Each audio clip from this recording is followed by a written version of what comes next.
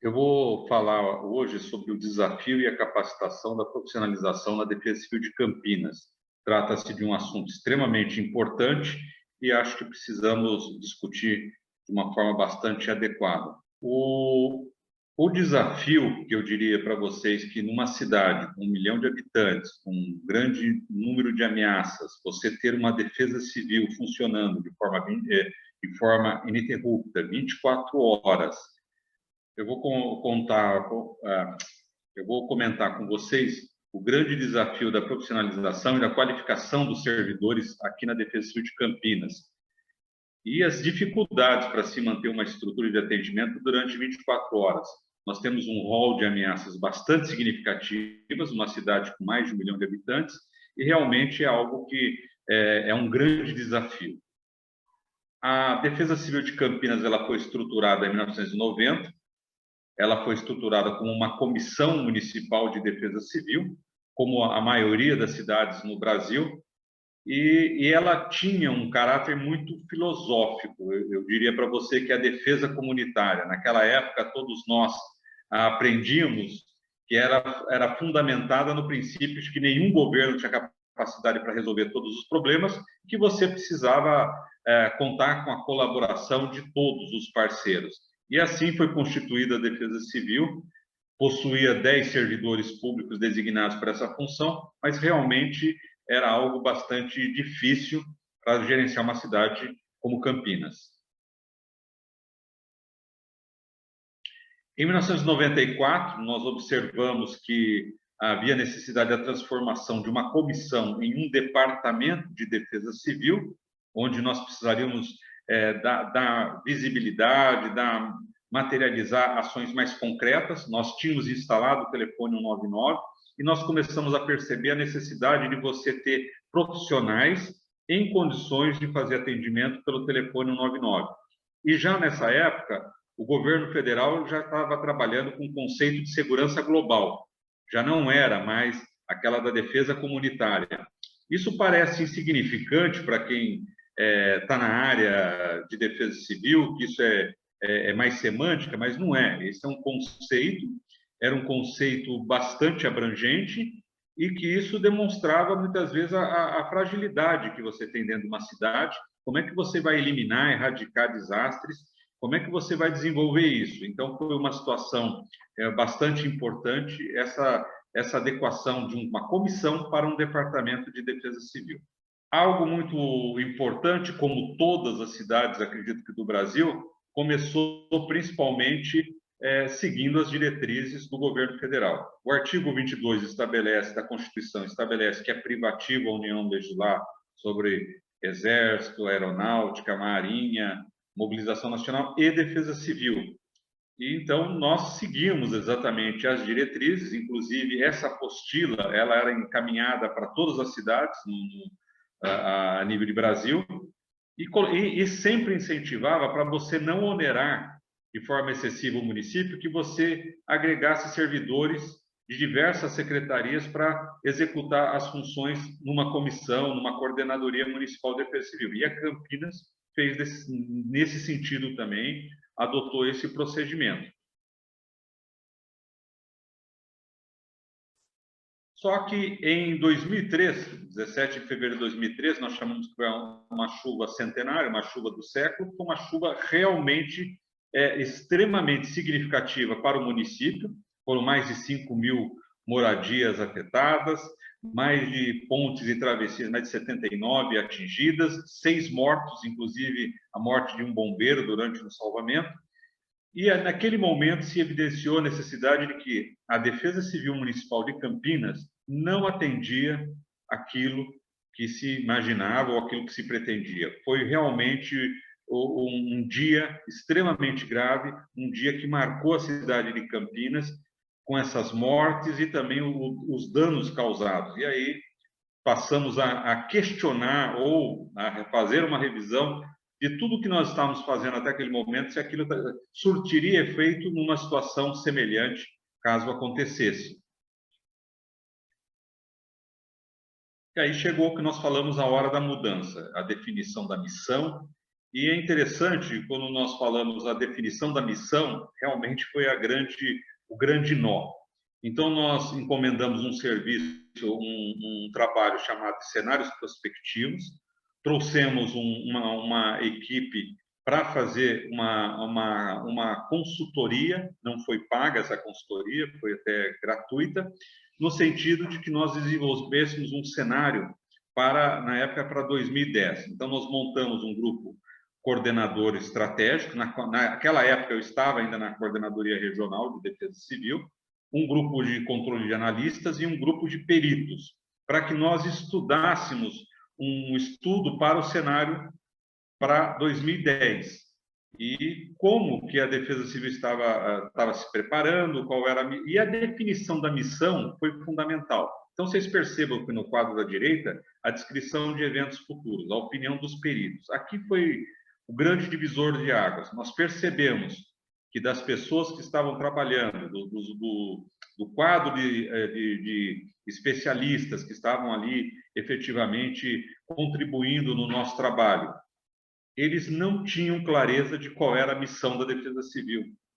Isso foi extremamente até preocupante. Eu diria que foi um segundo desastre para nós. Nós imaginávamos uma situação e, de repente, nós percebemos que não tinha clareza na missão. Isso foi estratégico para nós. Então, muitos falavam que a necessidade da Defesa Civil ter um caminhão autobomba para fazer atendimento às ocorrências. Havia uma confusão enorme. Então, isso foi determinante para que a gente pudesse rever todos os conceitos e da nossa missão. Começamos a pegar toda a legislação pertinente ao assunto. Para ter a definição da missão, nós precisávamos ter isso. Uma das questões básicas foi a definição do direito internacional humanitário, que define as 15 tarefas de defesa civil, da qual o Brasil é signatário. O Brasil ele assinou esse protocolo e tem um decreto municipal que estabelece o que se entende a expressão de defesa civil e quais seriam as ações pertinentes a uma ação de defesa civil. Então, vocês percebam ali que são 15 tarefas, isso o Brasil assinou, é signatário desse protocolo, e ali estabelece a cor da defesa civil, o laranja, o azul, define claramente o posicionamento do Brasil e também que a defesa civil no Brasil vai executar essas atividades. E aí ficou muito claro para todos nós que isso não era uma função de um departamento da prefeitura, que isso não era a função de um órgão simplesmente municipal, e a necessidade de você instituir um sistema municipal de proteção e defesa civil para que pudesse fazer frente a tudo isso que é preconizado, inclusive internacionalmente. Então, isso foi determinante. A outra questão, nós precisávamos seguir os marcos regulatórios internacionais. Isso também foi fundamental. Quer dizer, nós percebemos que nós não estávamos seguindo as orientações, principalmente das Nações Unidas, e isso também foi determinante no nosso estudo de cenário prospectivo. Seguir as diretrizes internacionais focadas para a redução de risco de desastre. Isso também foi determinante nesse estudo. E a questão mais importante que ficou foi que nós necessitaríamos de estruturar um sistema municipal de proteção e defesa civil. Aquilo que se falava comissão municipal, de ter um conselho municipal, isso deveria se materializar de forma concreta. Aí ficou muito claro a necessidade de que o gabinete do prefeito teria que assumir esse papel, ela teria que passar isso para o Departamento de Defesa Civil, que nós tivéssemos efetivamente uma base legal para que a gente possa efetivamente fazer frente aos desastres. Eu diria que isso foi determinante também no sentido de que a missão da Defesa Civil é um trabalho sistêmico. Se eu não trabalhar de forma sistêmica, eu não vou conseguir ter resultados práticos. A estruturação do Departamento de Defesa Civil, esse é o molde existente hoje ainda. Nós temos uma coordenadoria de operações, uma coordenadoria de monitoramento e alerta e uma coordenadoria de resiliência e desastres. A parte da coordenadoria de operações são turnos de 24 horas, nós temos os servidores do quadro operacional e do quadro universitário, como engenheiros.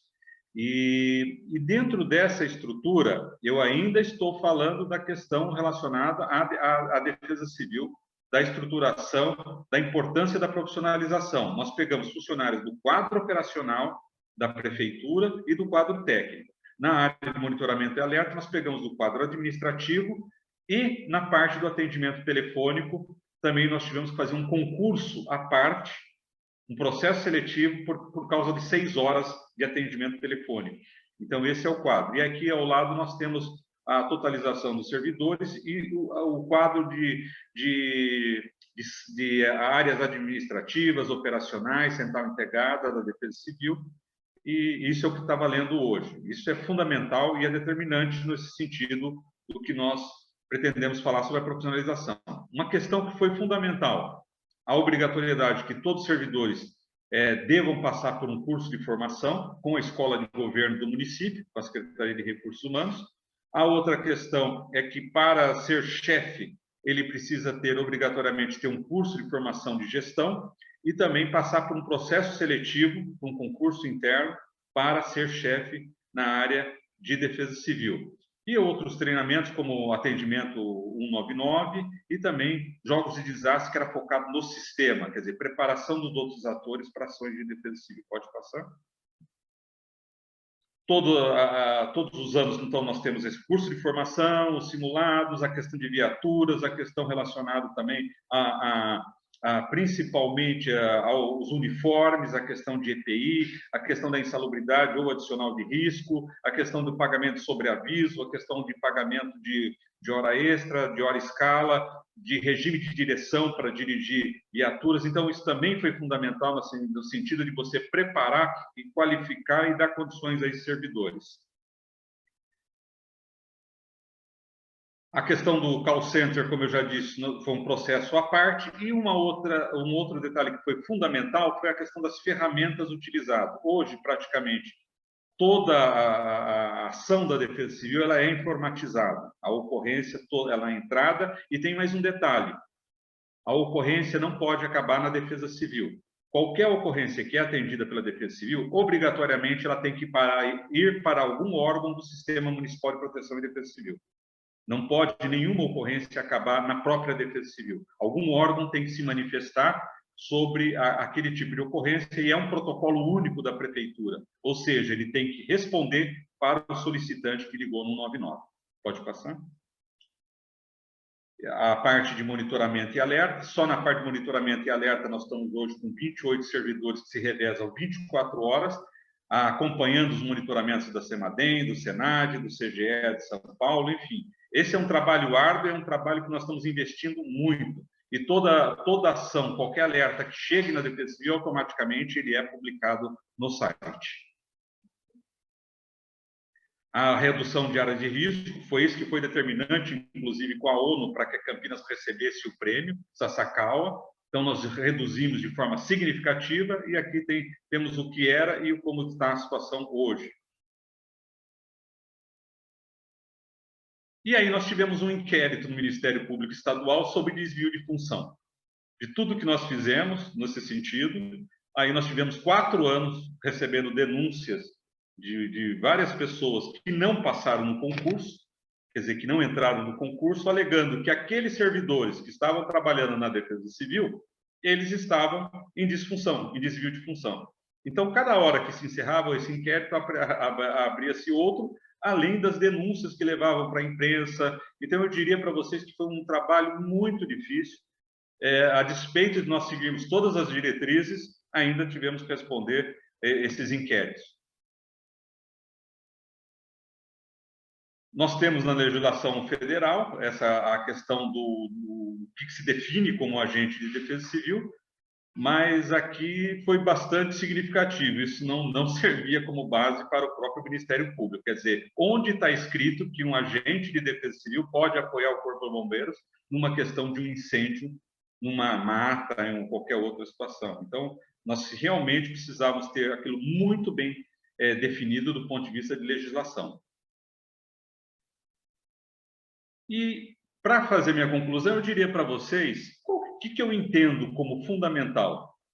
Nós tivemos a segunda Conferência Nacional, o item profissionalização ficou ali no top de todas, e na primeira também foi isso, e na segunda também, e que nós precisamos respeitar a decisão desse relatório final. Eu acho que é fundamental que isso volte à tona, que a gente possa efetivamente estar discutindo isso, porque isso é estratégico e todos precisam desse tipo de diretriz a nível nacional. E o que eu considero um desafio é como implementar o que diz a nova lei a um sistema municipal de proteção e defesa civil. Como nós trabalhamos que todos os órgãos devem trabalhar, adotar medidas de redução de risco de desastre, ou seja, nós precisamos efetivamente de gestores e de agentes de defesa civil que consigam entender o sistema, como que se estrutura um sistema municipal. Se ele entender que ele simplesmente que acaba a defesa civil nela mesmo, isso não vai dar certo. Não é isso que diz a legislação. E ainda nós observamos que há uma interpretação muito errada em algumas cidades. Quer dizer, a Defesa Civil adotando como mais um departamento, assumindo um papel de execução, e que, na realidade, ela tem um papel estratégico na gestão de risco e de desastre dentro de um município. E, para encerrar, eu gostaria de dizer que Campinas recebeu esse prêmio da ONU. Eu diria que foi bastante exitoso, foi uma coisa extremamente importante e demonstra que, pelo menos, nós estamos seguindo nesse caminho de alinhamento com as Nações Unidas, com o Sistema Nacional de Proteção e Defesa Civil, e que isso independe se eu tenho recurso financeiro ou não. Eu preciso alinhar conceitos e preciso alinhar propostas de que seja feito um sistema municipal de proteção e defesa civil, onde todos efetivamente participem da defesa civil municipal. Se isso não acontecer, eu posso ter a melhor estrutura operacional na cidade e ela não vai atender às demandas de um grande desastre. Pelo menos essa é a minha interpretação e eu gostaria de agradecer a todos pela oportunidade.